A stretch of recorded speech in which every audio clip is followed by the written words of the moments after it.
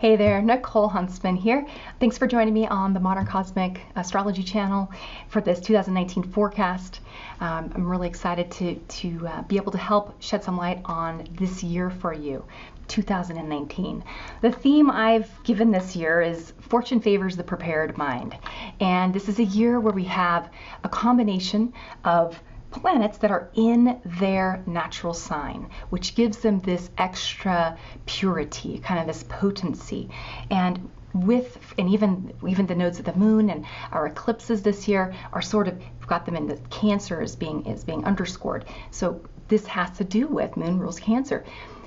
This year to me feels like one of truth. Are you living a life that is your personal truth? Are you living a life that you have been taught should be your personal truth, right? There are going to be some themes this year as well, people feeling really excited, like as though their dreams have come true, and sort of feeling like finally, okay, let's do this. Like finally, I can see the opportunity. I can see the sort of the horizon, and things look beautiful over there. So I'm headed that way, which is wonderful. But we're also going to kind of halfway through the year have some themes of, wait a second, I thought we were on the same page, but now I kind of feel like we might not be on the same page. A little bit of adjustments. Okay, so get a pencil, get something to write on, what have you, to take notes, because I will be giving dates, months, and that sort of thing. I like to think in windows of time, okay?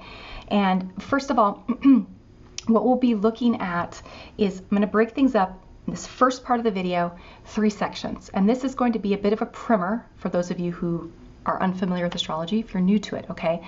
So the first section will have to do with just the transits of the planets from Jupiter out to Pluto. So that's Jupiter, planet of expansion, Saturn, planet of restriction, Uranus, planet of sort of disruption, Neptune, planet of dissolution, and then Pluto, planet of transformation through death and rebirth. And these are big, slow cycles, other than Jupiter, not Jupiter and Saturn so much, but as you start moving from Uranus on out, they're slower cycles, and they're ones we're all experiencing together. And generationally, we're experiencing them. We're born into generations that kind of overlap these cycles. So they affect us a little bit differently.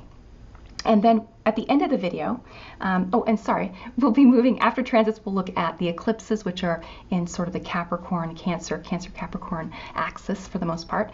And then we'll finally take a look at the Mercury retrogrades that we have this year, which are in water signs. So it just adds a further element that's subjective and personal, and like, how am I understanding the world around me and this situation, and you know, makes the year one where I think clarification, and at the end of the year feeling like, okay, I tried that thing and it went this way, you know, and now I'm going to sort of clarify my vision for 2020. I feel like 2020 is going to be a very big year of people taking the things that they're learning this year, clarifying on or working on or jumping into this year, and the success is being seen in 2020. That's what I'm picturing. So the second part of this video is when we'll go over how these collective sort of changes in our cosmic cycles of time will affect your sun sign in particular. And we'll be using the natural, place your sun sign in the first house. Okay, that's kind of how I do this, and I'll explain that later. And then other than that, we'll just, hopefully this will be helpful for you. If you would like a more personal forecast, that would become the next level, which is much more specific, where I take your birth chart and we look at everything as it applies to your personal birth chart. So that's, you know, a personal forecast from astrology. Okay. We're going to move on and take a look at the planets now. So let's look at how the planetary movements and cycles, the signs they're in and whatnot. To get a feel in general, you have to kind of know a planet, a transiting planet by itself before you look at it relative to anything else. This is like with anything in astrology, okay? So first of all, let's take a look at Jupiter. Jupiter's in Sagittarius. Now, Sagittarius is a sign that's ruled by Jupiter. So it's as though Jupiter is in his element, okay?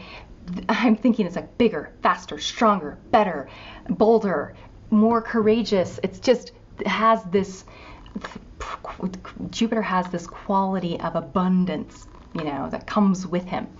But Jupiter also gives us many times confidence in times when maybe we didn't have confidence or belief in ourself or in our vision, and which is wonderful. It's how many things get off the ground. There's an optimism, a buoyancy, a positivity to Jupiter. But on the shadow side, think of Jupiter, and I mentioned this a little bit, think of Jupiter as a teacher that teaches you through giving you belief in a vision, in a truth, so to speak. And this could be anything from, I'm going to start this new business. Ooh, I'm going to move into this neighborhood. Ooh, I'm going to travel the world. I'm going to marry this person. Whatever. It's like or I'm going to join this church. It's anything where you feel like an aha moment of, yes, this is true, this is real, this is right. And you feel this fresh sense of almost like vitality, right? So Jupiter in Sag has this grandiose, yes, you can do it. He wants to coach you and say, you got this, okay? And what ends up happening though is you'll try something many times that you haven't ever tried before. You're trying it on faith, on belief that this is let's say this is the person I've always dreamt of, and you meet this person, but let's say you just met them. You're going to project onto them or on the relationship all of your dreams and fantasies about what this is supposed to be, which it might end up being. Might not though. So you go through that experience from a place of naivete. That's Jupiter. Jupiter experiences are always where he shows you where you're naive and sort of hopeful without knowing why or having a reason to be that way. As you have an experience, and then after he says, okay, now what did you think about that? And usually you feel wiser in some way. You feel like, well, that was an awesome experience, but there were times where, man, was I learning a lot, or was humbled by that experience, right? So anybody, Sagittarius is like Jupiter's halfway through Sag right now. So anyone who's like 11 degrees into the end of Sagittarius, as well as people the very beginning of Capricorn, 0 through 6 of Capricorn. That's where Jupiter will be this year. If you have any planets or points at 11 to 29 degrees, like in general, or 0 to 6 degrees in any sign, those will be receiving some type of aspect from Jupiter. So you can expect those areas of your life to, in some way, you might be excited about this part of your life and you may want to grow it in some way, but you may also be really believing a vision that you've never experienced before. You've never tested it or tried it, okay? So what's cool though and exciting, and this is like when a kid, you think of someone who's young, who's never had their heart broken or never like lost their fortune or whatever. They're excited because they believe in themselves because they've never done it before. They've never been hurt, so they don't know any better. And that's why I always think it's funny when young people are like giving advice on YouTube that are like 20, and I'm like, you haven't even had your Saturn return yet. So I mean, it's wonderful, it's great, but I just think that's a long road ahead of you, because when you think you know everything and then you really have to experience life, it can be very disheartening. So that's the kind of stuff we'll be running into this year. So I'd say be excited about the vision that you have and the dream that you have that you're trying to promote this year, but be aware that at the same time, we have a lovely square from Neptune, and we'll get to that in a moment. In the meanwhile, bear in mind that this summer, basically it's kind of from like May at the, well, I guess June at the latest because of Neptune. It's like all the planets that are outer are retrograde except Uranus. So they're bringing lessons at an accelerated pace this year. Like you're going to learn things really quickly this year, I think. You're going to make mistakes quickly and need to learn really quickly from those mistakes. So, okay, when we move on to Saturn. Saturn is it's in Capricorn right now, so he's in his sign as well. So he's very strong, pure Capricorn energy, which has to do with the rules and the structure and the order. And Capricorn shows us through forcing us to put in the work, to have to sacrifice in some way, he's tied to getting older. He's tied to feeling tired because you've been busting your butt all day. He's heavy. There's burdens with Saturn. It's the recognition that here in this dimension, these 3 dimensions here on Earth, that there are things like sickness, death, that there's an end to your life, that your days are numbered, etc. So be cautious with your days. He is the part of you that's going to be, the glass is either half empty or it's just it's like half empty, and it's very pragmatic. He's kind of like, well, the glass is what it is. It's got half, it's halfway full with water and halfway full of air. That's kind of more the Capricorn mentality, or that it's half empty. Tends to focus more on, in the past, maybe I was Jupiterian, I was believing in this thing, and then I got my truth crushed. my dream crushed, and now I'm a little more careful and cautious. So that's the shadow side of Saturn.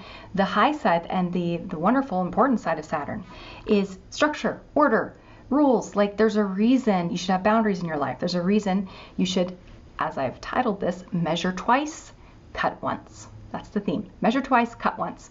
Sagittarius, or Jupiter in Sagittarius this year, is going to make you feel like, go, go, go. I want to do all the things. I want to have all of it. I want to, just the big vision. And I got this. And in fact, listening to me, you're probably going, oh, no, that's not true. Because you're going to be thinking right now about areas in your life.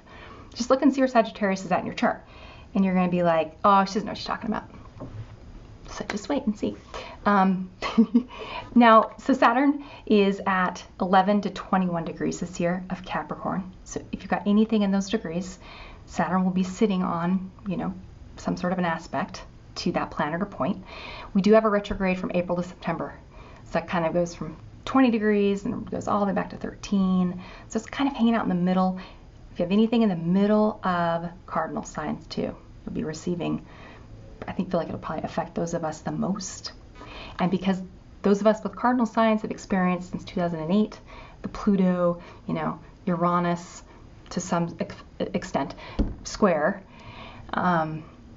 it's as though this is kind of the final maturing, the final step in did you learn what you needed to learn? With all that Uranian energy, a lot of us were kind of wild and crazy and had lived lives that were very different from how we had lived before. And it's kind of like, now it's time to clean up the mess. So Capricorn, that's what he does. He helps you make a plan, all right? We talk about then Uranus. Uranus is the most exciting, I suppose, change this year. And moving into the sign of Taurus, this will happen in May. And I think in May 11th or so. Currently, Uranus is at the end of Aries. So if you've got any cardinal sign at the end of,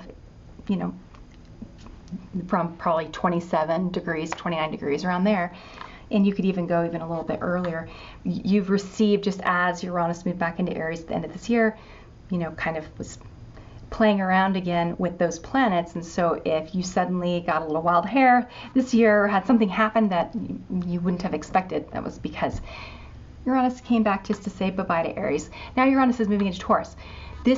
I'm calling this one the masses take back control. You can also call it, I was calling it before, slowly coming online.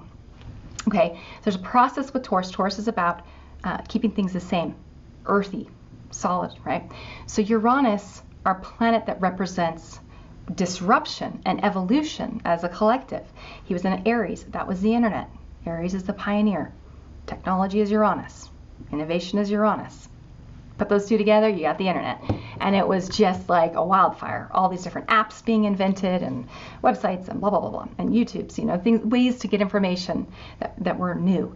As we move into Taurus, there will be a bit of maybe a slowing down and a sort of a getting rid of and simplifying, getting rid of the businesses that are just superfluous tech businesses, big themes that have to do with cryptocurrency.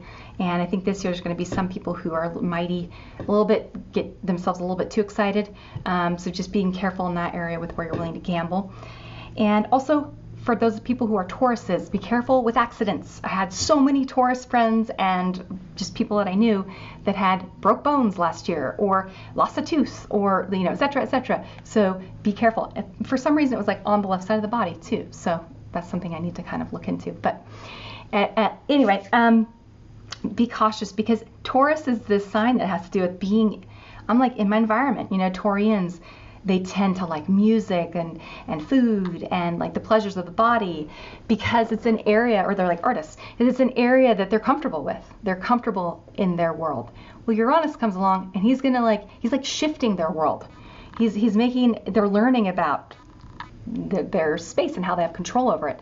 So I think a lot of Taurians will be having a little bit of some wild hairs, but it's Taurus style, so it's a bit it's like mellow, and then getting excited about something. But okay, we'll talk about Taurus later in the Taurus video. We are in the sign, once we get into Taurus, this is in May, that's when we'll be having like all the planets that are outer planets pretty much retrograde. So it's like the only planet that is moving direct. It just makes me think, I'm like imagining all the planets, they're sort of, they've wandered off. I don't know, they've like wandered off, and Uranus is there still. It's like, oh, hey, how's it going? So he walks into a party, and he's Uranus and Taurus too. So he kind of makes me think of this guy that's kind of like he's like a hippie, but he's like a dirty hippie kind of, but he's also probably pretty cute, I love Tauruses, so that's just my own like bias.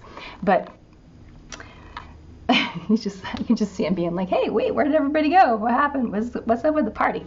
And anyway, he will be very present, and he'll be like knocking stuff over and, I don't know, causing problems this year, but like, oh crap, I didn't mean to do that, I'm so sorry.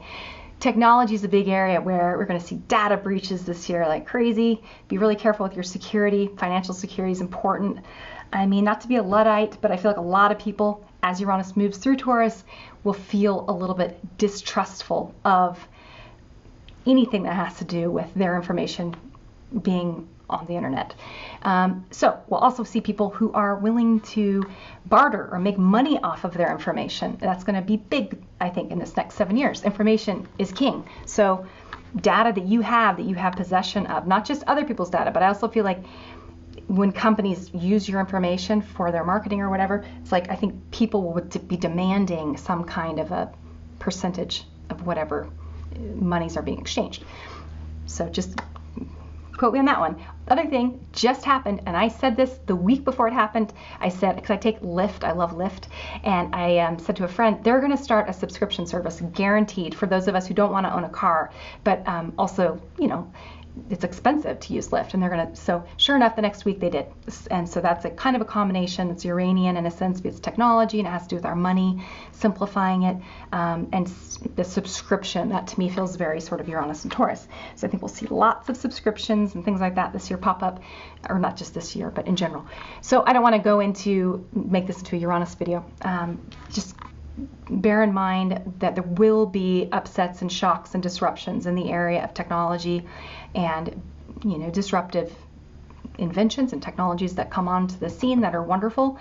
The masses, anything that helps group funding, where I can invest a little bit of money in something, right? Almost like a mutual fund. We're going to be seeing a lot, but it'll be mortgages, it'll be car loans. Cars, by the way, are going to become less and less necessary. You're going to see, I believe, far fewer people owning vehicles. I think that's going to be a huge, before we would move into 2000 and I just think before we've got Uranus and Gemini, you'll see people getting rid of possessions, simplifying their lives, spending their money on what they value, what matters to them, and not so much on stuff that you don't need. Okay, moving into Neptune. So Neptune is in Pisces and has been in Pisces since 2011, and this is the rabbit hole.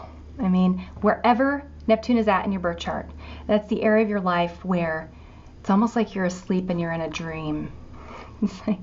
And by that, I mean, it's, when you're having a dream and sometimes truth is stranger than fiction, that's sort of the feel of Neptune. And Neptune is here to make you feel like you don't know what is going on. so that you're open to either divine inspiration, you're open to seeing things from another person's vantage point, you're open to, you're having it's moving from a place of no ego. So whatever that looks like for you, okay? And it will be there, Neptune's going to be there until I think 2025, and then we'll move into Aries. That's going to be like a whole new exciting phase of global, I'm worried about war. But anyway, we'll talk about that at a different time. Now, Pluto finally is in Capricorn. And I'm calling this not your father's Oldsmobile or not your daddy's Cadillac. Those of us who are born like X generation or people who have Pluto and Libra, our generation has dealt with the fallout from feminism, the negative side, which has been the sort of, men have been, I think, emasculated in a lot of ways. And I think women have been forced into this paradigm where it's like you have to be a career woman. You have to. It's just as bad as how things were before. It's like you're still being dictated to. So I think there's a pendulum swing. A lot of men who are my age, I know a lot of men who've never got married, never had children. They didn't want it. They saw their dads, be very unhappy in marriages and etc. And it's as though they've been living lives where they're trying to free their father.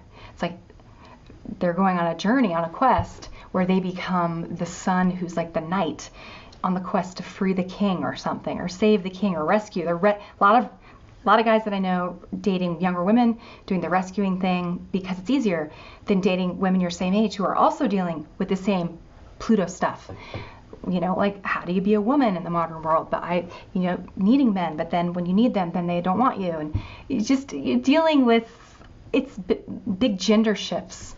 So it's not just those of us who are Gen Xers or, Pluto in Libra. It's anybody that's alive right now is affected by Pluto. And we are rethinking and reshaping the patriarchy, the masculine, by killing him first. The king is dying, killing the king. And he's being reborn. And it's going to be through some revolutionary, in a sense, new person, let's say. It's not going to be a person, but as Pluto moves into Aquarius, it's like a shift in consciousness where we're more open to gender fluidity or gender roles being whatever you want them to be, individuality being key. Again, it's like you can watch whatever you want on the internet. You don't have to watch commercials anymore. You don't have to follow the old rules. So, okay, we're going to talk next. We'll talk about our eclipses. The eclipses, let's first of all discuss a little bit about the sun and the moon. So as a very basic primer on eclipses, for those of you who are unfamiliar with them, they have to do with the sun and the moon and the earth. It's the relationship that the three planets have. And I know that the moon's not a planet, I know that the sun's not a planet, but that's what we call, and it's what we call them in astrology. So these three bodies move through cycles. And of course, we have a full moon, and then a couple weeks later we have a new moon, and then a couple weeks later we have a full moon. This is just the cycle of the moon as it orbits the sun, the earth, and as the earth orbits the sun. So with, for example, a new moon, you have the sun and the moon together, okay?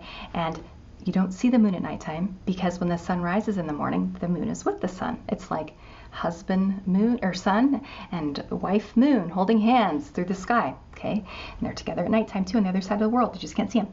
When you have a full moon, it's the opposite. It's where they're as far apart as possible, okay? And you've got the sun rising. As the sunrise is rising here, it's setting over here. Or the moon rather is setting over here, and vice versa. As the sun sets on a day that we're going to have the full moon, the moon rises right after. It's right then at the same time, which is pretty cool. So point being, let's talk about the symbolism though, the sort of archetypes that we have given to the sun and the moon that we use in Western astrology. The moon is the feminine. The moon is a rock, reflects the light, the sort of conscious rays, the intelligence, so to speak, from the sun, it shines it back through reflection. It is as though it's an empty, it is a rock. It's like it's an empty vessel. Whereas the sun is this creative force. The sun is giving off photons. It's giving off light. So the sun represents the masculine, not to be sexist, but you think about the body parts, first of all. The masculine as an archetype, sort of yang as an archetype. Anything that is moving away from, or it's positive, like a positive particle, something, or positive charge, I should say. Whereas the feminine is something that is a vessel. There's an emptiness there. There is a quality of it. They're being receptive. It receives. Okay, so sun is active, and the vessel, or the moon rather, is receptive. It's like the womb. It's like our body parts. Okay, man has a penis, woman has a vagina. All right. So thinking about these principles with the sun and the moon, psychologically, when we have a new moon, the moon is being completely, not shadowed by the sun, but like the opposite, where the sun's so bright you can't see the moon. It's like the moon is just so little and hiding and out of sight. And at nighttime, when it's night, there's no moon in the sky. She's missing. So there is this emptiness. There is this quality of, and it's interesting how the cycles all connect, but it's a very masculine time, and it's as though the sun is covering the moon, just as though the husband would cover the wife to, in union, so that he could give her his seed, right, into the vessel of her womb, and then she has the creation, which is their child. So the sun and the moon coming together, their relationship during the month, it's what creates our month. It's really quite beautiful. So what they're birthing is, and it's not just from new moon to full moon, but it's from new moon to full moon to new moon. But they're birthing our month together, all right? The moon really is the one doing the birthing, though. She's the one who's changing. She's the one, the sun stays the same, and she's the one who goes through this process of change. She's also the body closest to the earth. She's the most in touch with the human experience. Women's cycles run at the same, pretty much at the same pace. A lot of women have their period on the full moon. I know I do. It's really, really common to have your cycle line up with the cycles of the moon. So when you think about a new moon, the sun is the dominant force, the masculine, the father, this being in this place of rationality. So it's a good time to plan something. It's a good time to sort of look at the sign that it's in. Now, that's very important. But as a general rule, it's not that it's necessarily like a super mental time. It's not that so much. It's just, things. When the light, it's like you turn the light on in a room and you're like, oh, I'm in the kitchen. Or you turn the light on in a room, you're like, oh, I'm in a bedroom. Okay? It's that. It's the awareness of fill in the blank in your life. So depending on where that new moon kind of falls for you, it's going to speak to you in some certain way. Look at the moon in your birth chart too, by the way. If you're born on a full moon, like me, new moons that don't really affect me. New moons, I'm always like, I wouldn't even have known it was a new moon. Full moons, I was born on a full moon, totally affect me. I always feel them very strongly. So now a full moon is when, as though if you imagine that the moon is getting pregnant, so to speak, during a new moon, okay? There's information, that consciousness has been exchanged, and there's a creation now waiting. The potentiality has been set inside the womb. So then, 2 weeks later, we have a full moon. The sun and moon are as far apart as possible. This even makes me think of different cultures where the woman goes to have the baby, the child, with other women, and men are not allowed, in the process. And that's very cosmic. And so when the woman is having a baby, if you've had a child or watched someone have one, it is a very, very raw, primal experience. And there is nothing like it in the world. And as a woman, I had 3 of my 4 kids without any medical intervention, no pain medicine. And they were very empowering, life-changing experiences. You go through that experience and you can pretty much do anything. And so those of us who are comfortable in that space, that is primal. It is when a person has a baby, there's lots of noises that are made. There's lots of mess. There's blood. There's slimy stuff. There's all your body parts are exposed, right? That's kind of how full moon can feel. When I had my babies, I like to be by myself. I labored in the shower, in a bathtub, by myself, in the dark, and I would just breathe and just get into my ritual. That's how I like to do full moons, and you may be similar, okay? Now that we said that, usually every month we have a full moon and a new moon, depending on the year. Sometimes we'll have an extra, so it just depends.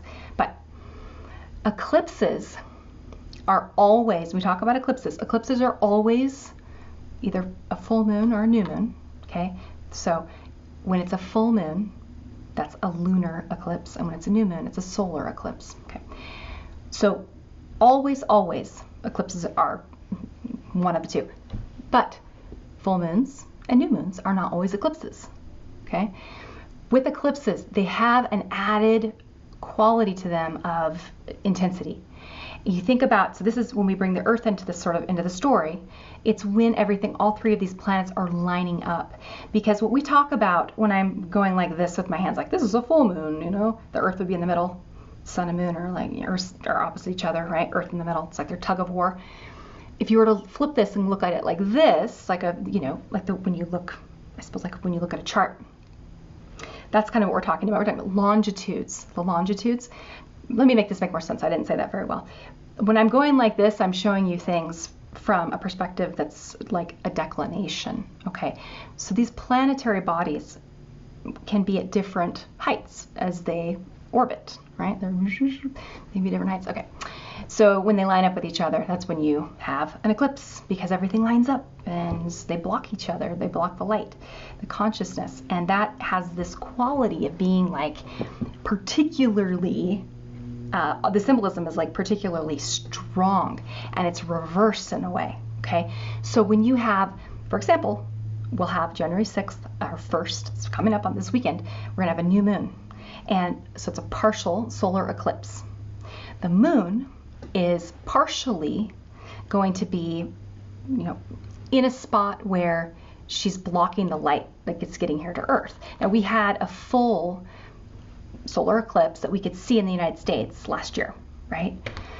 And actually not last year, no, 2017. And so the moon was blocking for a moment, for a few minutes, was blocking the light of the sun. The feminine, the wife, is blocking the husband.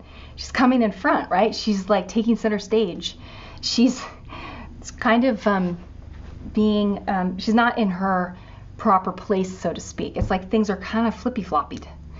And I personally feel like this one is a Capricorn too. Capricorn and Cancer, these are the archetypes that have to do with sort of the mother and the father. I will say, I think of the sun as by the way, this kind of the divine father, the kingly father, but I also think of the sun in astrology as all of us, our inner child, the divine spark that we all carry. It's like our genetic, our divine DNA from the father's son as he comes together with Mother Moon. And then we are born on a certain day in the year, that's the father's year. And so we are imbued with our sun sign, which is a little piece of that 365-day year of the sun, if that makes sense, right? So, and then we have our moon too, which is the part of us that is our mother, okay?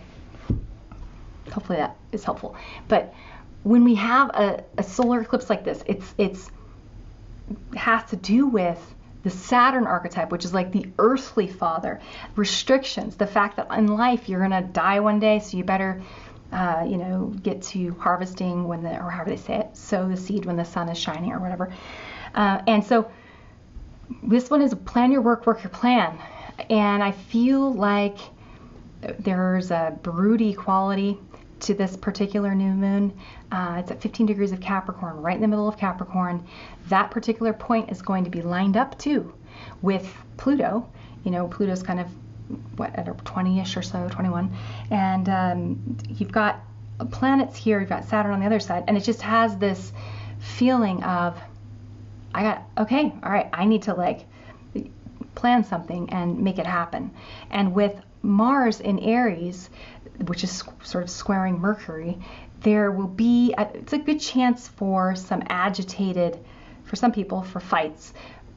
I think I like this idea of it being about going inward though, and planning your own work, your own plan. I just feel with this moon, kind of in Capricorn, this emotional sense of, oh, I need to be taking my life more seriously, and maybe even a little bit the depressing or the downside that we can sometimes feel with Capricorn when we're recognizing our failures. But the high side, where it's like, okay, well, now at least I know what I did wrong, so I can do it better next time. Okay. Moving on next to our next eclipse, and by the way, I forgot to mention this. I use a technique that I haven't shared yet with the public, but I will be doing that this year at some point. And with this technique, I come up with particular points. I'm able to come up with what I call a deep chart. So in the deep chart, you can experiment with this for yourself. 16 degrees of Scorpio is the point in the deep chart that is the same degree as this new moon. So you can see where that lands. Look at the house that it lands in for you. Look at the house that the new moon lands in for you. That's an area where you may be feeling a certain sense of dissatisfaction, sense I need to work harder in this area. I may be feeling tired. I may be feeling run down here. I may be feeling okay, enough is enough. Let's get this sorted and organized and put into, might even have to your house, your home. I know I feel after the holidays I want to get my house totally kind of back in order and my work stuff all really organized. So you may be feeling that. Okay. We then move on to our January 21st total lunar eclipse. So we go from a new moon, solar eclipse, to a lunar eclipse, which is a full moon, okay? Full moon, lunar eclipse. I'm calling this one Variations on a Musical Theme. This eclipse will be at 0 degrees of Leo, right? So just barely scooched into Leo.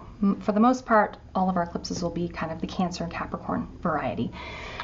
Leo is the sign. Remember, this is the divine child from when we talk about the father being the son. It's like this has to do with you as an individual. You were born on a certain day, on a certain year, at a certain place, and you have a certain life that's only yours and no one else's. I think that this Leo archetype, because it's the moon in Leo, it is the feminine energy that's going to be feeling a desire to be creative and going to be feeling like a need to be seen, to be recognized, to be validated. It's a very creative from an artistic perspective as well. That's why I sort of thought variations on a musical theme. So to me, I feel like whatever you're kind of planning at the beginning of the month, you may really feel a certain sense of, what's the word? I feel kind of like excitement during this particular lunar eclipse. Now, about any creative projects you have that you're working on. They could even be romantically creative, or like, oh, we're trying to have a baby, or that kind of thing, okay? In the deep chart, the exact degree is Gemini 2. So if you've got anything at Gemini 2, or where Gemini 2 falls in your chart, look at that. It's going to show you the underbelly. What is motivating this feeling of needing to do something with your life that's special, needing to feel romantically validated, for your partner to think that you're amazing, or, oh my gosh, I'm so in love, let's have a baby, or let's start this project together. It just has this childlike enthusiasm to it. With the Gemini 2 underneath it, the story is important. And this has to do too with like Gemini is being opposed by Sagittarius, and so the story is definitely very dreamy. It's receiving my square from Neptune too. What is this dream we have together? And the big caveat here is if you decide to do anything with another person where you have an agreement or an arrangement or a business together, or I don't know, relationship, be careful, because the stories this year is a good, very, very, very, very good chance, like 100% chance in my mind, that you're going to have two totally different stories that you're going to find out down the road, and different reasons for kind of entering into any sort of arrangement, which is okay. We're all different, right? Put two people together, it's always going to be different. But there's an element here to the story being like stuff being hidden, I suppose. Okay, intentions being people showing something on the surface that's different from what's happening inside. There being duplicity, basically. And also the symbol for this one, the sort of inside degree, was a dense thicket of brambles surrounding a magic castle. And I love that idea of the surface, you've got these weeds, these thorny weeds, but inside is this beautiful magical castle. So I do feel like if you've got personally dreams that you've wanted to pursue this year, the end of January might be a time where you start feeling like this might really work. Like, I'm excited about this. Now, moving into Cancer season, so the beginning of, our eclipses are during sort of the Capricorn time of year. We then move into the Cancer time of year. And we start it with a total solar eclipse, so a new moon, masculine. But remember, being overshadowed by a moon in Cancer, and the moon rules Cancer. So this is a really big union of these two planets, and in a way where the feminine is strong. I titled this An Old King and His Foreign Bride, because it's like the coming together of these two for the betterment of both kingdoms. But there's an element here of these two people being very different from one another, these two entities, and the feminine being the stronger, more dominant power, actually, which could end up leading to the downfall, so to speak, of the king. So think of this as a metaphor. This to me is new beginnings in the house where this particular eclipse transits, with bear in mind with this idea, the symbolism that something is there that something's there that you maybe need to allow to be overshadowed, so to speak, by a more emotional perspective. And I know that probably sounds very, follow your intuition, follow your heart, listen to it's like he can't speak the language of his bride, so the bride's the moon, right? It's as though the king needs to get quiet and needs to learn the language of his new bride. speaks, okay? And the new bride is your heart. So this is like your consciousness being a little unsure. And July is a shitstorm of a month anyway. We have lots of stuff happening in July. It's like a mess. So getting quiet, listening to your heart is going to be really important. And the symbol for this one is people holding hands around a table. One candle is burning in the middle of the table. And we have the deep chart degree at Scorpio 17. So it's almost exact same degree as it is for the very first eclipse, which is this weekend. So my thought is, I think that this total solar eclipse in July, especially because those of us in the US, I think it's going to be like on the other side of the world or whatever, right? Like it's not going to be, we won't be able to see it. Or it might be over the ocean, I can't remember. But anyway, it feels like it's going to be a time where we may have a lot of emotions, a lot of irrationality, sort of a sense of wanting to sacrifice for something that we believe in, needing to make some decisions that are going to have to just be sort of like we're feeling around in the dark a little bit for, am I doing the right thing? And with the Scorpio underneath, also, if there have been things that were hidden that now, January, we've come together in an agreement, arrangement of some kind, there's hidden stuff happening, it will all come out in July. It's all going to up the surface. So that's my opinion. When we move to July 16th, we have a full moon. It's a partial lunar eclipse. And this one is in the sign of Cancer. It's a 24 of Cancer. Oh, and I said, I misspoke. I'm sorry. I just misspoke. It's Capricorn, not Cancer. It's Capricorn 24. So this is the moon now being, the moon is in a sign that's opposite. The moon, the feminine energy this year feels like she's trying to be very mature. She's trying, I don't know, just has this weird feel to me, or even just men this year maybe feeling soft or feeling unsure of themselves, the masculine kind of being taught how to do that which is feminine. I think this is going to affect, in particular, all the cardinal signs more than anything else, anyone else. Those of us who are cardinal, so Aries, Cancer, Libra, Capricorn, we will all be feeling the gender stuff, gender roles, men who are usually really strong and brave and whatever, being okay with being softer and more vulnerable, women who are usually more vulnerable, stepping into their independence, that kind of thing. I think we're going to see this year. So be careful about, I called this one Every Rose Has Its Thorn. Be careful about there's lots of endings and completions in that area where the eclipse transits. So in particular, sort of feels like maybe the death of something that's ego-based. If you have an identity about your belief about your identity that has to do with being really creative, let's say, or being really good at something in particular, I don't know, whatever it is, something that you really identify with, having initially having that new moon there, and then having the full moon in the opposite house, basically, Cancer, Capricorn, just those areas of yourself. Where do you worry about what other people think about you? Where do you try to be something that's different than who you really are? This is how you're going to be gaining clarity this year. Sagittarius demands truth and wants the real experience. That's why he boldly goes forward, though, with a naivete, which is like, it's almost like when someone's drunk and they have courage. That's Sagittarius, basically. And so he boldly goes forward and gets burnt or not. The Cancer Capricorn stuff happening this year is going to be about you going inside of yourself and going, okay, I tried this thing. It's making me feel really awesome. It's helping me lose this old part of myself that wasn't really who I really am, helping me grow and evolve. Or it's making me, I thought it would make me feel really awesome and it's not. And it's making me feel shitty and like I need to recalibrate things. That's kind of what will happen in July, okay? Moving into the final eclipse, and also the deep chart point is 0 degrees of Sagittarius. If you have anything at 0 of Sag or at any of the mutable signs there, that is going to be the underlying. So it's the truth. It's saying, okay, journey. I want to go on this journey. I've been on a little bit of a journey. We're halfway through the year. Where are we at now? Is this? I almost feel like with the Gemini in January, the Gemini deep chart is at Gemini 2. And then it being Sagittarius 0, Sagittarius in the summer, I feel like we're going to try something in January, have all these ideas and try them, jump into them and blah. And then in July, there might be a bit of a, maybe I should actually do it this way.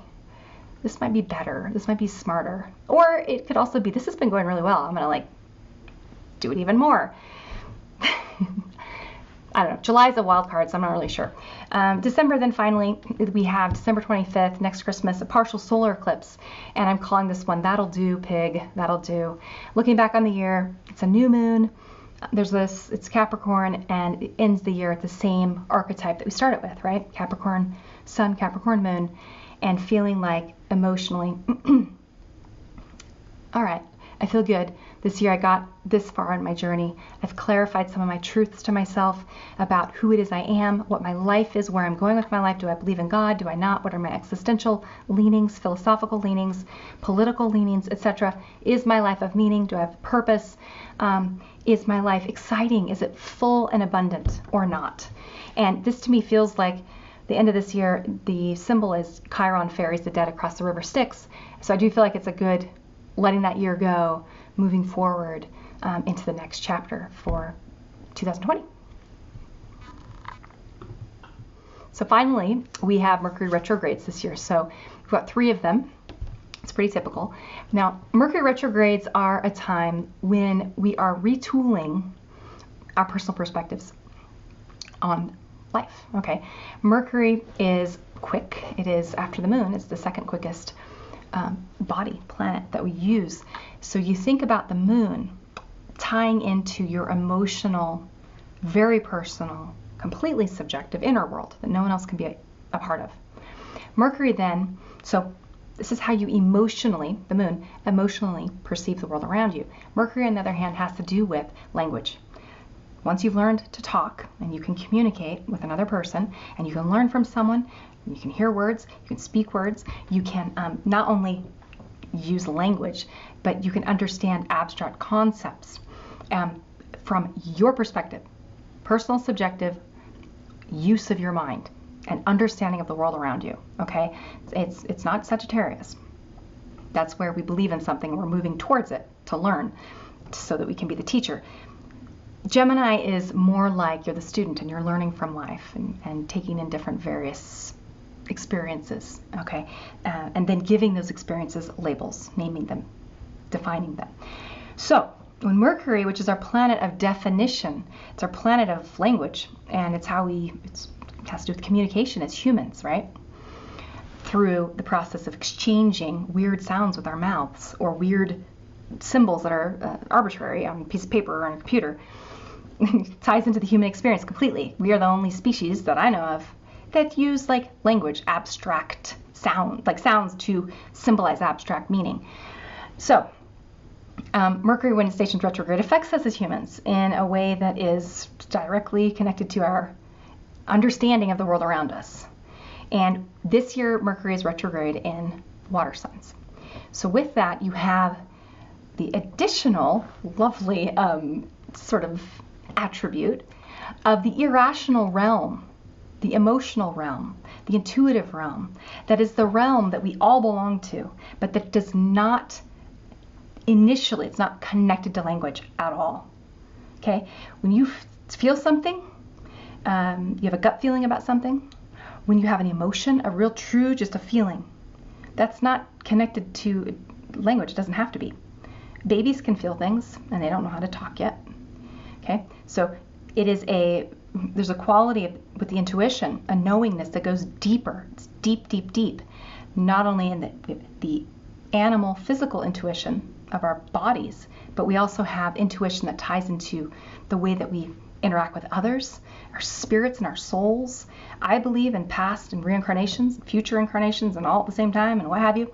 There's knowingness that we are tapped into divinely, I think. We're all part of this incredible, connected, like matrix, really, of it's like of space-time. And our consciousness is a real thing. Consciousness, I believe that your mind has an ability to see the world, to observe the world in a particular way that can change the world you're observing. It's like particle physics, right? Double slit experiment. So I would say that with Mercury retrograde, we tend to not, as a whole, be using our communication function as well as normal. For example, I experienced just barely, and I always kind of like laugh off Mercury retrograde. I'm like, whatever, it happens, 3 times a year usually, and whatever.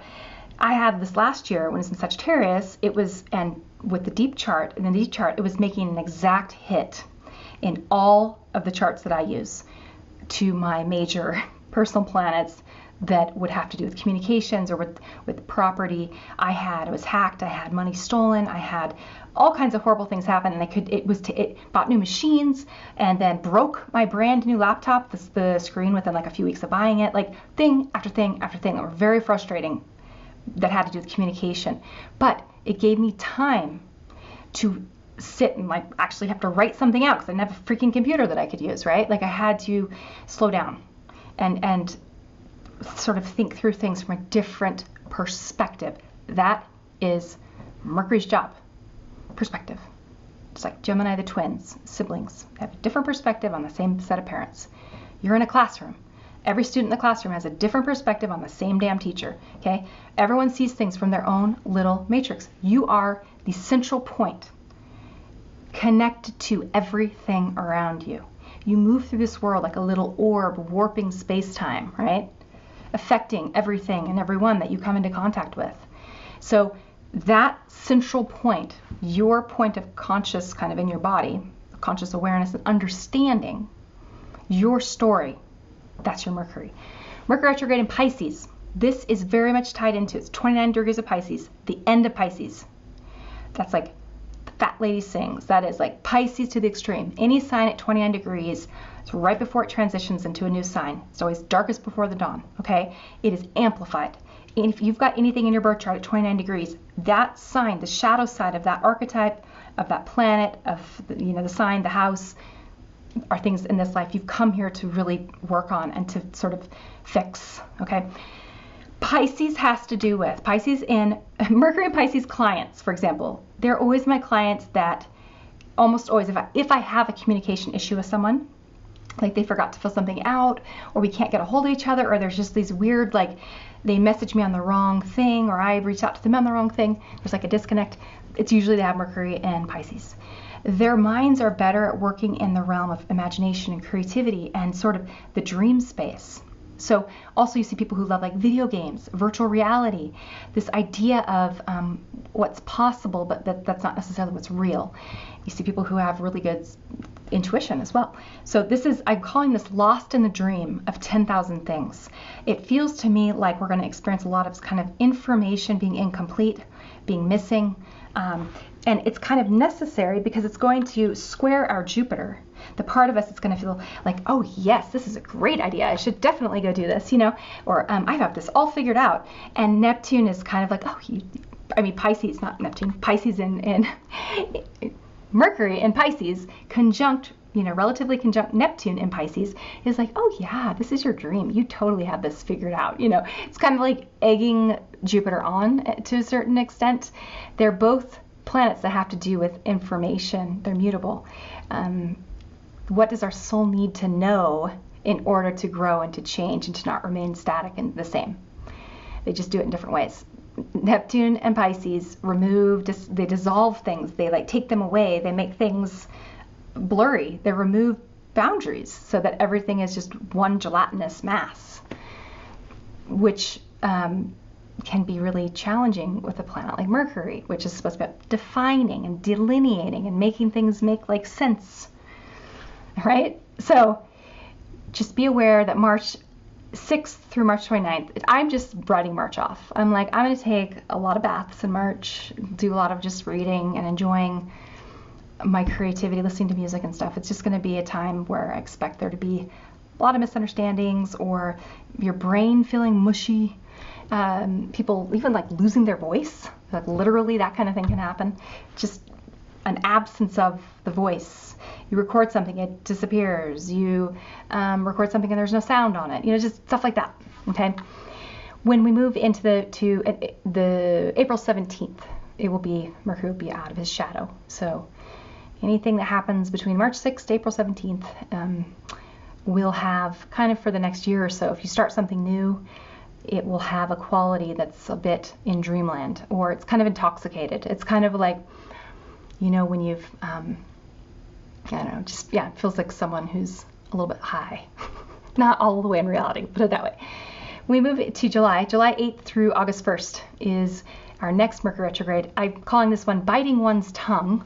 This is happening at the same time as July's eclipses, right? So it's like this pretty intense, personally irrational maybe time where we're doing some clarification and wait, I thought you were on the same page as me, but maybe you're not.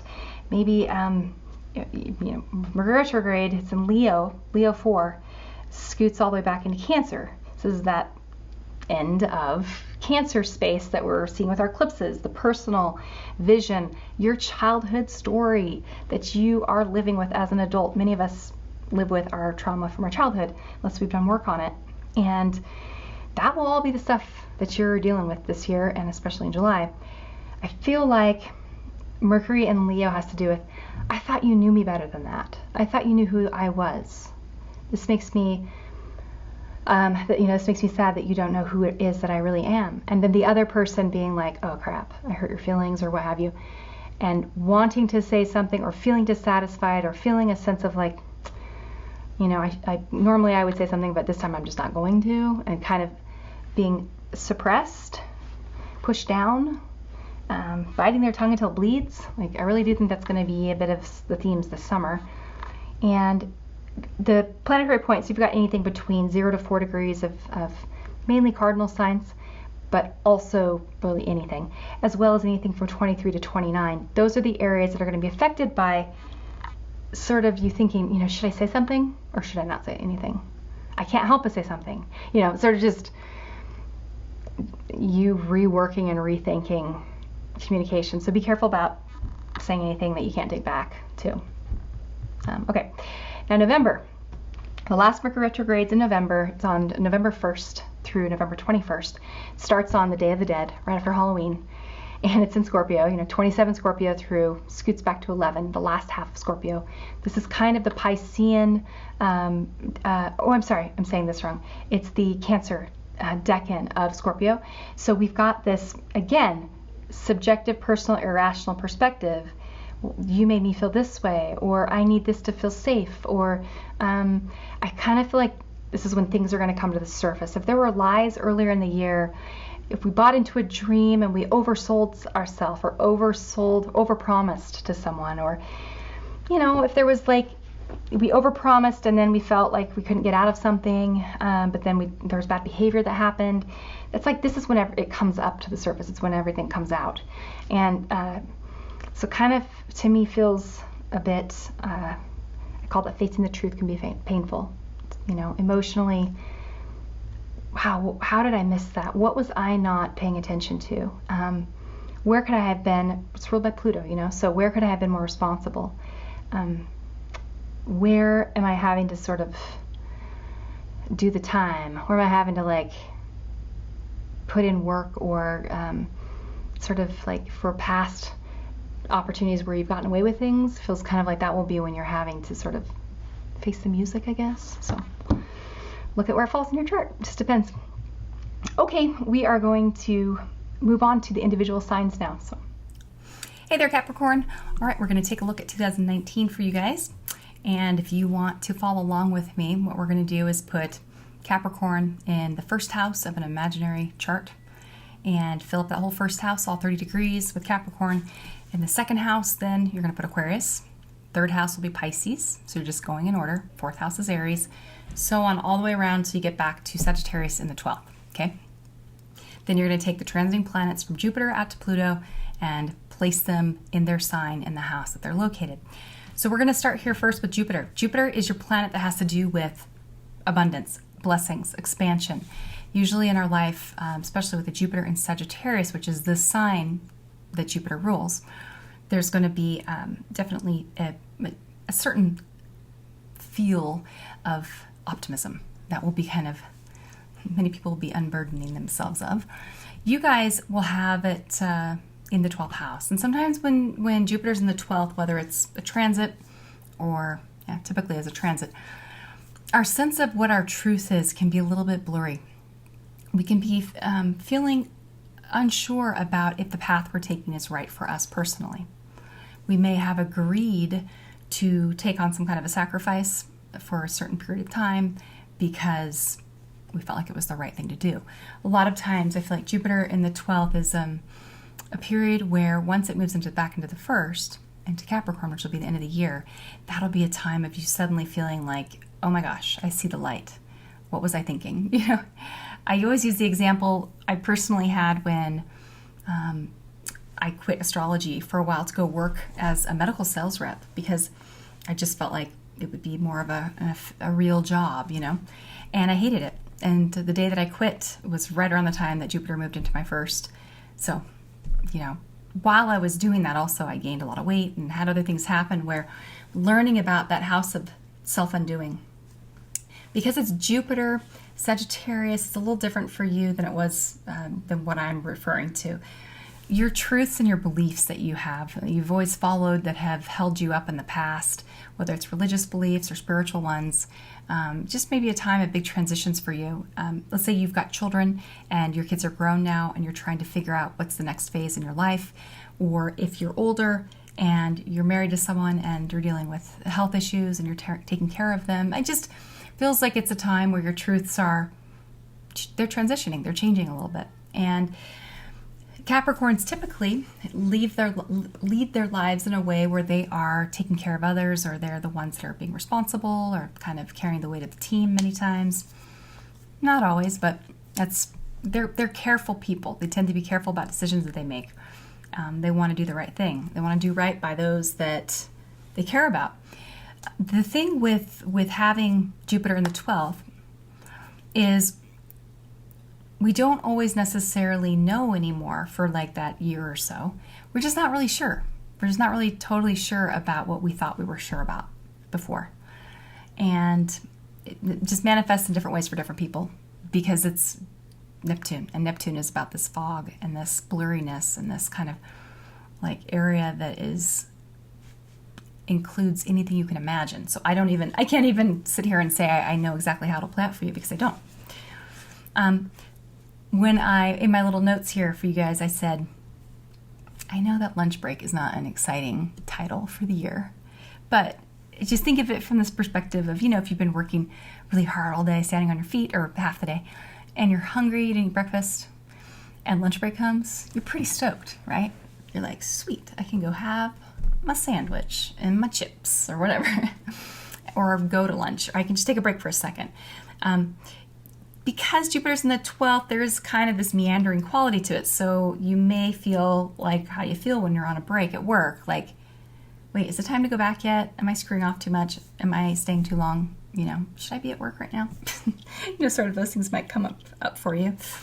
I'm actually gonna take my glasses off. Sorry. I apologize. Sometimes I'm like nearsighted, and my glasses sometimes make my brain hurt. Sorry about that. Bear with me, Capricorns. So back to you guys. So Jupiter, I kind of call this losing your truth so you can find it again. If during the transit of Uranus in Aries, squaring your sun, brought into your life a lot of crazy chaos or chaotic, even on your part, you may have done some things during that transit where you broke away from past responsibilities because you needed to individuate. You needed to feel like your life was your own and you had some control over things in your life.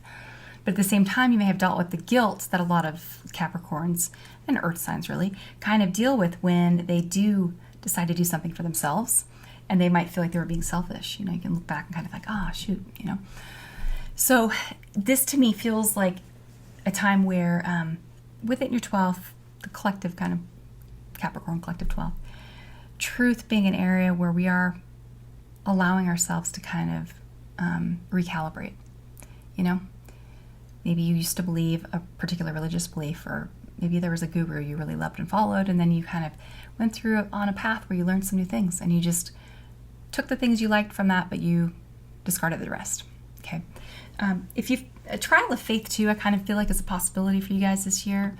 Not like from a perspective that's bad necessarily, but sort of more like having, if you let's say you believe in prayer, let's say you believe in being able to get in contact with God at any time, right? Like you have strong faith in that area. It just feels like it'll be a year where that won't work as well. And you're going to have to figure out some new ways to get that divine inspiration or that sense of feeling like you can hear what's being said to you. A lot of times I feel like Jupiter in the 12th is when our guides are really there. And they're kind of like really directing things or being blessed in that area. Even people who have passed on, maybe their family, ancestors, and that kind of thing. I feel like really good time for past life work. That's actually when I did some of my biggest, most important past life regression work. I uncovered some of the lives that were like, whoa, like crazy. Also wrote a bunch of amazing poetry at that time that was really oracular, kind of prophetic. So it's very good for psychic development. Follow your intuition, because a lot of times you won't know if what you're thinking or feeling, it's like you don't know if it's true or not, but it's just there. It's like when I was at my job and I was like, this product we're selling is gonna fail. And I'm usually pretty good at that stuff anyway, but like even more so, it was just like I knew it, but then I didn't know my own personal truth, about the fact that I really wanted to be an astrologer. So anyhow, just expect a sense of your personal rules being or your faith rather, being lost and then finding it again. All right, I'm gonna drink a little bit of water. Okay, you guys, so let's move on to your Saturn. So Saturn, which is your planet, the planet that we all are within the structure and the bounds and the restrictions of, because we're human and we're alive, and that means one day we'll die. Saturn is the part of the chart, as a transiting planet, it restricts things. It reminds us that time is limited, that we have responsibilities, that we have things we have to take care of, that we don't always want to have to take care of. Saturn in the first house, this is the house of your body. It also has to do with your sexuality, how you assert yourself. If you felt lately like your sexuality, if it's been more subdued or more like if you've been focused more on partnerships with people that are more serious or committed, that's possible. Because there's Capricorns of all types. There's wild Capricorns and there's really tame Capricorns. There's all kinds. In general, your passion may be sort of focused, though, on more serious, mature, grown-up things. And I would imagine you yourself are focusing yourself on, like, relationships with people that are real, where there is duty, there's sacrifice, there's, like, look, relationships aren't easy. They're not all fantasy. Because of Saturn in your 12th, which is where it's been for a little while, for a couple of years, you maybe gotten some relationships that were not in touch with reality. Like really fun, playful relationships that were important for different reasons, but not necessarily people that you were going to like develop a life with. Or if you're in a relationship, you may have been in a role where you've been serving and taking care of your partner in some way, shape, or form, or like that your previous role to your partner has changed. You were married and then now you're not married, or you're together but your partner got ill and you're caring for them and they just weren't their normal self, or your partner started a new business or something. I mean, it could be a lot of things. Okay. The point is, right now with Saturn in the first, you're getting a bit more clarity about your energy levels, what you're willing to put your energy towards, your physical health, your physical body, feeling even at times telling you it's got limits. You might get tired. You may realize like, oh yeah, I don't always stay the same age. Like every day we get a little bit older, and so I need to take care of myself. You may have a little bit of fear about losing your identity to a certain extent. So like, I don't know if that's going to make sense to you guys, but Saturn conjunct the Sun can kind of feel like our world and our restrictions and the things that we have to deal with on a day-to-day basis almost feels like those things are taking over our ability to be creative and to be our own self. Like I'm a stay-at-home mom and I have kids and I'm a single parent and it's only, and that's my identity right now, this Saturn, this responsibility. So it could be a time where you feel a little bit of an antsiness because at the same time, Uranus is moving into your 5th. So I'll get back to that in a moment. But with Saturn here, this is a slow climb up a mountain to a peaceful view. So it's like Saturn does have a good side, for sure. Nothing was built without Saturn. Hard work, putting in the time, it feels good. Doesn't it feel good to like sweat and at the end of the day to feel like I really worked hard today and I accomplished something. I'm proud of that. And I did it and nobody else did. That's your Capricorn Saturn conjunct your Capricorn Sun. So I think when we move on to Uranus for you guys, Uranus and Taurus. So here's how these are going to be kind of interesting, funky, how these two will work together. Now Uranus moves into Taurus this year. It's like the very beginning, 0 to 6 of Taurus. So especially if you're an early Capricorn, this will be like exactly trining you. If your birthday's later in Capricorn, then it'll be happening for you over the course of this next 7 years. But right now, it's like Uranus is a liberator. He's been in your 4th. So as I said, if you had stuff at home, family life, it can be moves, it can be divorces, it can be changes of some kind. If you're a man, it could be with your wife, her going through something that is disruptive, okay? If you're a woman, then it could have been you. You might have been the one who was causing disruption, or you may have experienced someone causing disruption. It can go in either direction, doesn't matter. The point is your story as well about what it means to be home. Where's home? Where am I safe? Friends may have been have probably been an important part of home for you. That's a possibility with Uranus in moving through your 4th. So if you've had any friends that are kind of here, there, and everywhere, kind of a thing, there for you when they can be. But anyway, as Uranus, feels like you maybe have had friends that have shown up for you sometimes and then not other times. Kind of flaky a little bit on you. But now as Uranus moves into the 5th, it's your house of your sun, it's your identity, it's your sense of self, it's your life. It's anything you create that's yours, that you could stamp with your own name. That's you, okay? Your thing, including your children. So Uranus here can say, with it in Taurus, this is this desire for simplification, Uranus and Taurus, a desire to free ourselves from areas where we felt too controlled or confined or constricted or like under just Taurian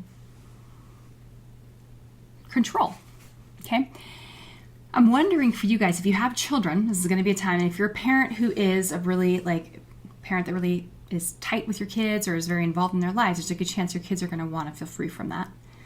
Over the course of the next 7 years, there's going to be maybe a little bit of rebellion from your children. It's possible. It doesn't have to be a bad thing. It's just let them have space, let them grow up, let them individuate, let them move away from your identity is your identity. And part of that identity is as a parent, but that's not the wholeness of who you are. So being sure that you're not causing your children to feel like they have to be a part of your identity, right? The enmeshment thing. So allowing them to individuate and do their own thing. If you don't have kids, then this to me feels like a time where your inner child is the part that needs to be free from feeling like it's been stuck in the past in a rut of feeling worried about making money or being good enough because we have the nice stuff, or just big dematerialization themes are going to be happening for everybody. Like that's big, big, big. All of the focus right now on the material and the exterior and the fake and the phony is going to be going. That's going. Bye-bye. People like Alicia Keys, she's been going without makeup, for a while now. She's an Aquarius. She figured this out a while ago. That's kind of the direction, though, that we'll be heading. And Capricorn, you guys are definitely, I think, those that will be, because there's a practicality to Capricorn. Even if you're a Cap that has a lot of Sag, because that's, a lot of Cap, if you're Mercury or whatever, or a Capricorn that has a lot of Aquarius. You guys are needed, especially if you're watching an astrology video, there's a good chance you probably have one or the other. We need you guys to kind of help the other people who are in fantasy land with kind of living lives that aren't really their true life, Those people just need some examples of how it's okay to be good enough even if you're imperfect and you're just human and you're just doing your best and that your heart is what really, matters.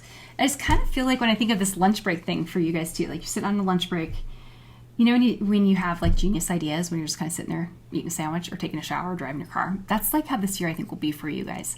Jupiter forming this relationship to your sun and moving towards your sun for a conjunction next year, where you'll be the ones that are having Jupiter blessings thrown at you, and you need to decide and be ready for is this my truth or not?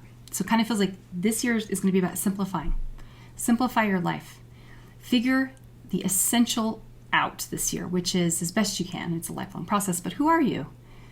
Where do you find yourself in your life trying to control things that aren't for you to have to control, and those could be your kids. If you've got a creative project, if you're a creative person and you've been holding yourself back because perfectionism, that's going to go. It's going to be you're going to get a little messy this year is how this feels. The earth signs in general, I feel like they're all going to be getting a little more messier. I'm just picturing like wild hair, dirty, messy, just hippie, just a little bit letting go of the areas where they've been more wound tightly, okay, which is a good thing, right? And the rest of us who are wild need to get a little bit more serious. It's a good balance. We move into let's look at your Neptune. This is Pisces 14 through 16, so right in the middle of Pisces. Again, if you have anything in Sagittarius, for example, this will be squaring that. So you may, if you've got a lot of Capricorns might have a Mercury or a Venus in Sag.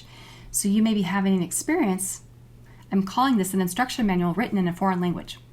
You may have an experience in your life where you're getting information about your love life, about a partner, about, some inspiration about something you could do for a career, but it just doesn't quite feel like you know how to put it into words yet.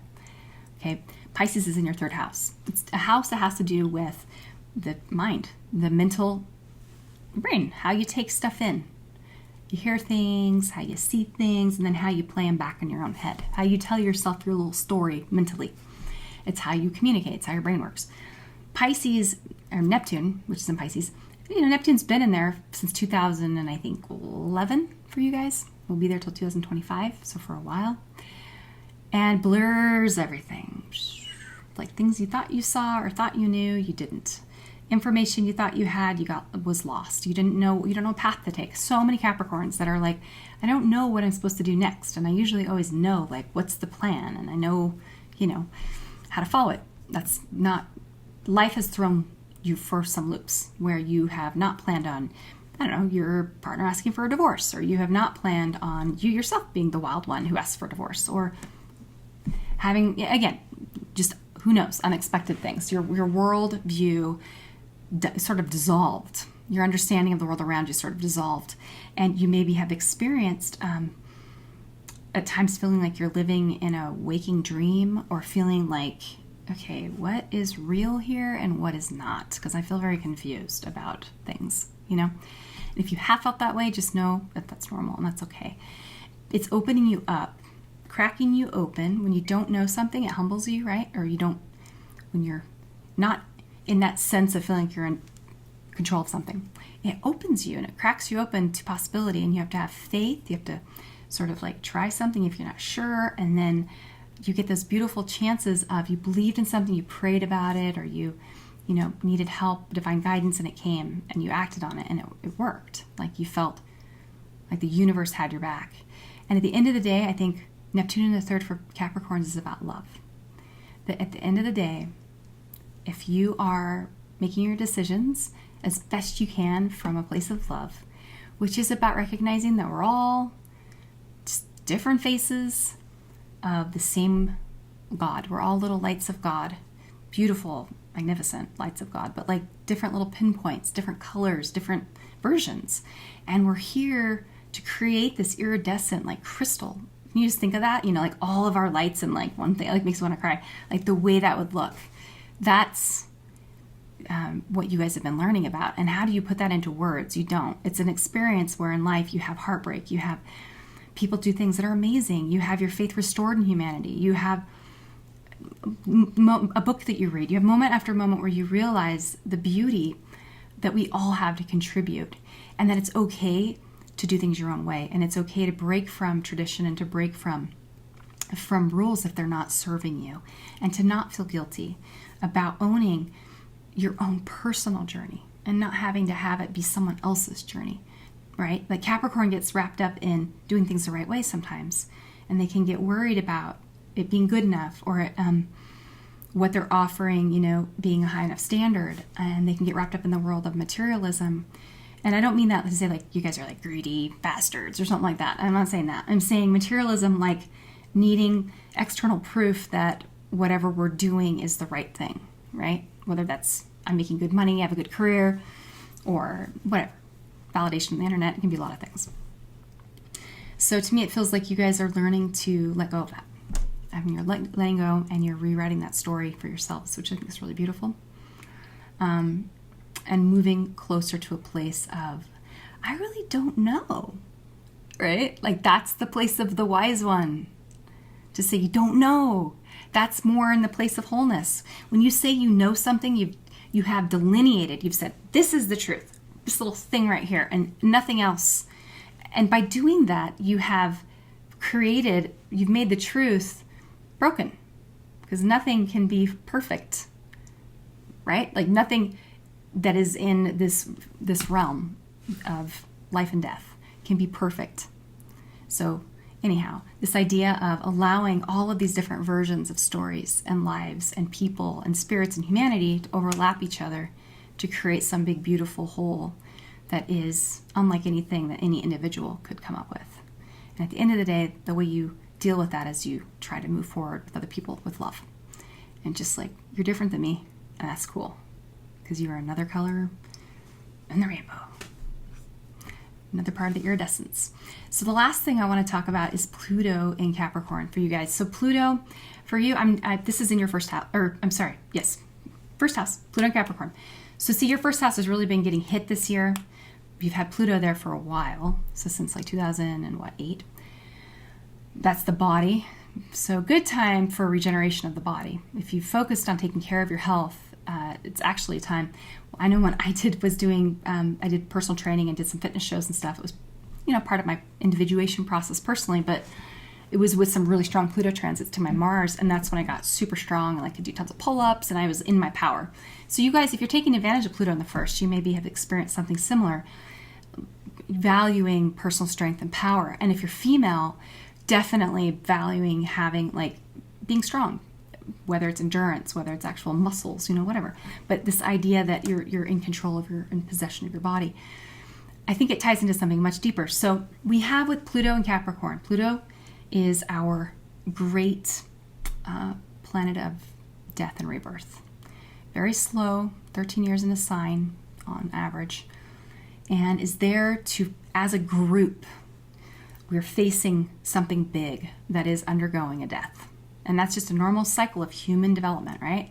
So remember, the astrology is just the clock. It's just a big damn clock, and it's just saying, okay, this is another one of them revolutions we're going to be going through. It's just a kingdom rises up, and then a kingdom falls, and it happens over and over again, right? Okay, so Pluto, its timeline is usually one. With it in Capricorn, we're looking at something has been built, okay? And we're a Cancer country, so this very much ties into our story. That also has a Capricorn Pluto. So very much ties into our story as a nation. Excuse me, one sec.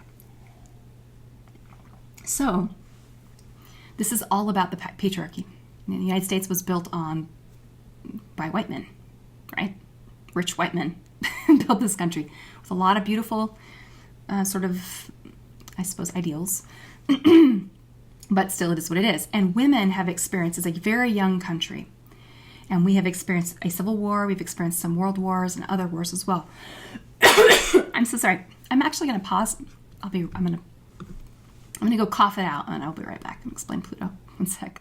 Okay, I'm back, Capricorn. Sorry. I had a coffee granule stuck in my throat. So with Pluto and Capricorn, first, let's make this really simple.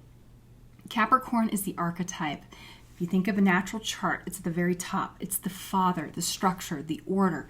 It's the framework that keeps everything together, basically, in a society. It's, from a human standpoint, it's maturation. It's growing up, being an adult, being the old person even, the crone or the wizard, the old, or the magi or something. So with Capricorn, you're a Capricorn. Your sun is in Capricorn. You understand this archetype of the Saturnian, meaning if you want something, you're going to have to work for it, and that there's realities in life that we have to face, and there's consequences in life, and with that can come fears about those consequences. Depends on the rest of your chart. With Pluto and Capricorn, we are learning how to, what's the patriarchy dying? So the patriarchy is dying so that it can be rebirthed as something that is more egalitarian, so that men and women, people of all genders, people of all sexual orientations, people of all different backgrounds, from different countries, can come together in this, place of sort of equal rights. Everyone having the right. If you want to be, you're female and you want to be a dad, or you want to go off and work and do the traditional dad role, and while you're married to your husband who stays home, or maybe you're lesbian, or maybe you're bi, or maybe any number of possibilities. It doesn't matter. The other issue with Pluto in the sad part of Pluto in Capricorn is that because women have been faced with the fallout of feminism, as have men, and I think it's, at the end of the day, a very important thing. You have the suffragette movement, these women who were like fighting for the right just to vote, being arrested because they just wanted to vote. That's insane to me. Like, that's crazy. Crazy. Right? But back then it wasn't. And that was just barely, 100 years ago. Barely. Our country's so young. So now it's like, we did that, and then we had the world wars, and then it was kind of like, after that we had women who were, in fact, if you look at the United States chart, at that time I think Neptune was somewhere in Cancer or so, or no, in Libra. So in the United States chart, that means that it lands in the fourth, and that's like women being at home, being wives, and being this idealistic homemaker. That's like this fantasy. It's not even real. And then you had us go through the 60s and 70s and sort of sexual liberation of women. Point being, we are now at this place where we have pornography readily available. We have sexuality and the the boundaries. Marriages don't stay together anymore. Sex is more openly available, including pornography and other sources. There are things we're dealing with in our society that we haven't ever had to deal with before. So women and men kind of don't know what we're supposed to be, who we are, dealing with these themes of like our roles getting flip-flopped even. And that's just a generational, depends on where your Pluto's at in your birth chart. But the point is, if you're a Capricorn man and you're like not sure about doing the traditional thing that you always thought you were supposed to do, if you're feeling like, I don't know if I want to do that, I'm not sure if who I am or where I'm going, just know that that's normal. There's a rebirthing process happening here. There is a death. It's like the old king is dying, and it's time for the rebirth of this sort of benefic revolutionary king. And Pluto moves into Aquarius.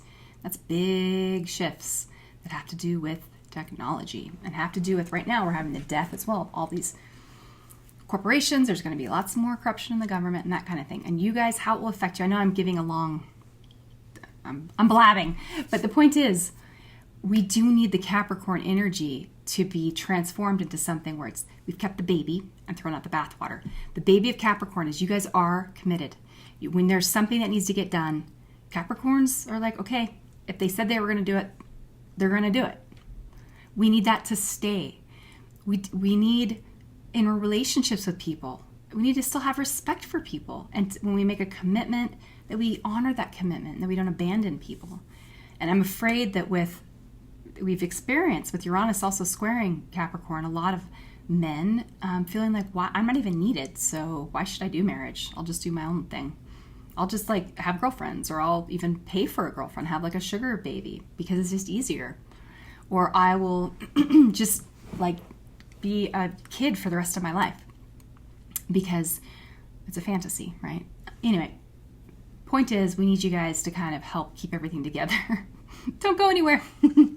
we need Capricorn, but just the rebirth of the good parts, and the throwing out the bathwater that's like the judgmental side of Capricorn, or the standards that we place upon everybody, like if I have to do it, then you have to do it. That stuff has to go. But yeah. Okay, Capricorns, hopefully this is helpful. If you want a forecast that's more personal for you, you can go to my website and you can sign up for a 2019 forecast that I do just for you. And other than that, hope you guys have a wonderful 2019, and stay tuned. We've got lots of exciting things coming this year on the channel. So, all right, take care. Bye-bye.